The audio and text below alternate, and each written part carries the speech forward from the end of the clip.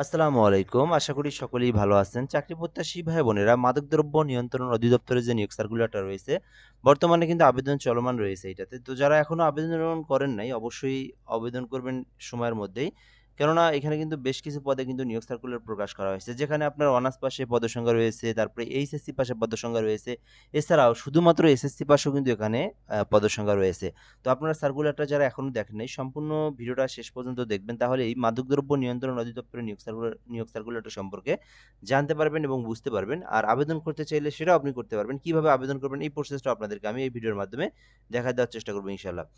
আর আমাদের চ্যানেলে যারা নতুন আছেন অবশ্যই চ্যানেলটিতে সাবস্ক্রাইব করে রাখবেন। আমরা কিন্তু বাংলাদেশের সকল সরকারি নিয়োগ সার্কুলারগুলো এই চ্যানেলে আপলোড দিয়ে থাকি।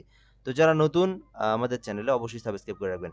স্বরাষ্ট্র মন্ত্রণালয়ের অধীনে মাদকদ্রব্য নিয়ন্ত্রণ অধিদপ্তরের রাজস্ব খাতভুক্ত নিম্নবর্ণিত শূন্যপদে অস্থায়ী ভিত্তিতে সরাসরি নিয়োগের উদ্দেশ্যে বিজ্ঞপ্তিতে বর্ণিত নিয়মাবলী ও শর্ত সাপেক্ষে বাংলাদেশের সকল জেলার স্থায়ী নাগরিকদের নিকট থেকে অনলাইনে আবেদনের জন্য আহ্বান করা যাচ্ছে।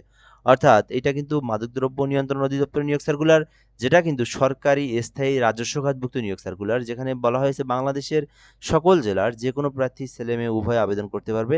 অনলাইনের মাধ্যমে তাকে আবেদন করতে হবে।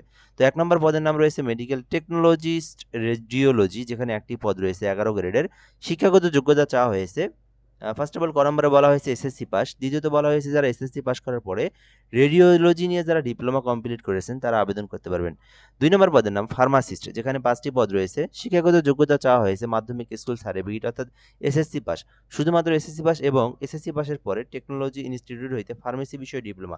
তো যারা ফার্মেসি ডিপার্টমেন্ট থেকে যারা ডিপ্লোমা কমপ্লিট করেছেন তারা কিন্তু ফার্মাসিস্ট পদে আবেদন করতে পারবেন।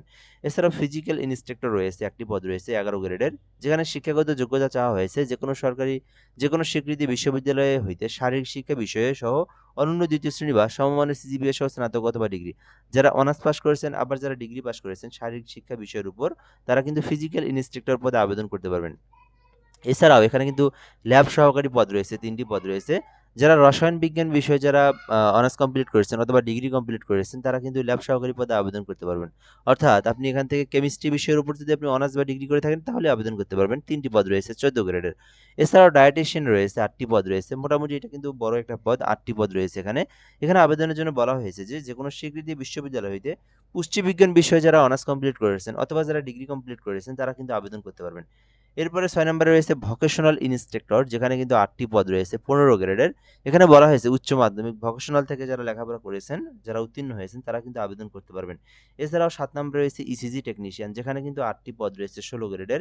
শিক্ষাগত যোগ্যতা চাওয়া হয়েছে যেকোনো স্বীকৃতি বোর্ড হইতে উচ্চ মাধ্যমিক সার্টিফিকেট অর্থাৎ শুধুমাত্র এইচএসসি পাস করলে আপনারা এই যে ইসিজি ইন্সট্রাক্টর এই পদে আবেদন করতে পারবেন। ইসিজি টেকনিশিয়ান আবেদন করতে পারবেন। তবে এইচএসসি পাসের পাশাপাশি ইসিজিতে আপনার একটা সার্টিফিকেট থাকতে হবে। যেকোনো জায়গায় প্রশিক্ষণ গ্রহণ, যেকোনো মেডিকেলে প্রশিক্ষণ গ্রহণ থাকলে সেখানকার একটা সনদ থাকলে আবেদন করতে পারবেন। এছাড়াও ৮ নম্বরে লিনেন কিপার নামে একটা পদ রয়েছে, যেখানে কিন্তু উচ্চ মাধ্যমিক থাকলে আবেদন করতে পারবেন। এখানে শুধুমাত্র এমএস অফিস সম্পর্কে বেসিক নলেজগুলো জানা থাকতে হবে। এছাড়াও টিকিট ক্লার্ক, এটাতে কিন্তু আপনার কোনো অভিজ্ঞতার প্রয়োজন নেই। যারা উচ্চ মাধ্যমিক শুধুমাত্র এইচএসসি পাস করেছেন তারা আবেদন করতে পারবেন।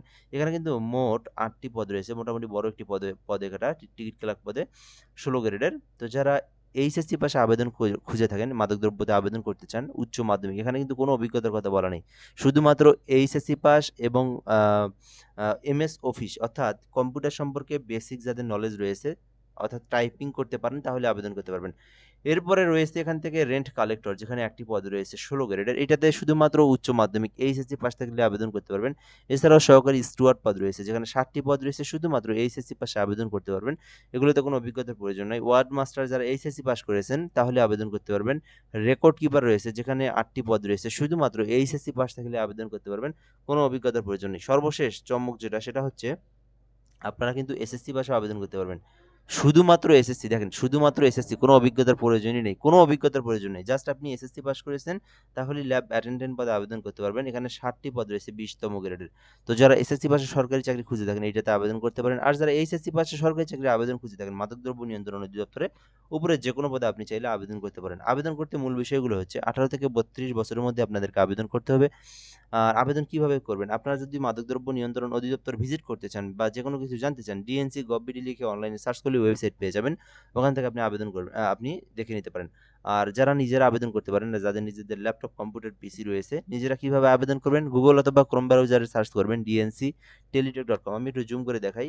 dncteletalk.com.bd লিখে অনলাইনে সার্চ করলে আবেদনের ফর্ম পেয়ে যাবেন। ওখান থেকে আপনি আপনার সকল পার্সোনাল, এডুকেশনাল একটা ছবি, স্বাক্ষর আপলোড দিয়ে আপনার আবেদনটা সম্পূর্ণ করতে হবে। এই আবেদনটা কিন্তু 23শে এপ্রিল পর্যন্ত সময় রয়েছে। আবেদন আপনি আমাদের মাধ্যমে করে নিতে পারেন। আমরা কিন্তু বাংলাদেশের সকল সরকারি নিয়োগ সার্কুলার আবেদন করে দিয়ে থাকি। তো যারা ঘরে বসে একদম নির্ভুলভাবে আমাদের মাধ্যমে সরকারি চাকরির আবেদন করে নিতে চান, যেকোনো সার্কুলারের আবেদন করে নিতে চান, এই নম্বরে হোয়াটসঅ্যাপে এসএমএস করতে পারেন। আমরা আপনার আবেদনটা সম্পূর্ণ একদম সুন্দর করে দেব। অর্থাৎ আপনার আ যে ডকুমেন্টগুলো প্রয়োজন এগুলো নিয়ে আপনাকে আবেদন করে সঙ্গে অ্যাপ্লিকেশন কপির পিডিএফটা দিয়ে দেব। আচ্ছা, এরপরে আপনারা যারা নিজেরা আবেদন করবেন, নিজেরা আবেদন করার পরে কিভাবে পেমেন্ট ফিটা জমা দিবেন? তো পেমেন্ট ফি জমা দেওয়ার প্রসেসটা হচ্ছে ১ নাম্বার থেকে ৩ নাম্বার ক্রমিকের মধ্যে আবেদন করলে তাকে ৳১৬৮ জমা দিতে হবে। এটা কিন্তু সরকারি ফি, গ্রেড অনুযায়ী দিতে হয়। তো ৪ থেকে ১৩ র মধ্যে আবেদন করলে তাকে ৳১১২ এবং কেউ যদি ১৪ নাম্বার অফিস সহকারে সরি ওই যে আপনার এসএসসি পাশের ওইটাতে আবেদন করে, তাকে ৳৫৬ পেমেন্ট ফি দিয়ে তার আবেদনটা সম্পূর্ণ করতে হবে। আর আবেদনটা সম্পূর্ণ করার প্রসেসটা হচ্ছে আপনাদেরকে ১ম এসএমএস এ লিখতে হবে ডিএনসি লিখে ইউজার আইডি লিখবেন। তারপরে 163 পোল্ট্রি নাম্বার সেন্ড করে দিবেন। পরবর্তীতে ডিএনসি ইয়েস পিন নাম্বার দিয়ে 163 পোল্ট্রি নাম্বার সেন্ড করে দিলে আপনার পেমেন্টটা সম্পূর্ণ হয়ে যাবে। আপনার আবেদনটাও কিন্তু সাকসেসফুলি হয়ে যাবে। তো এই পদ্ধতিতে আপনাদের আবেদনটা সম্পূর্ণ করতে হবে। 23শে এপ্রিল পর্যন্ত এই সার্কুলারের সময় রয়েছে। তো যাই হোক, এ পর্যন্ত আজকের ভিডিওটা। ধন্যবাদ, ভালো থাকবেন। আসসালামু আলাইকুম।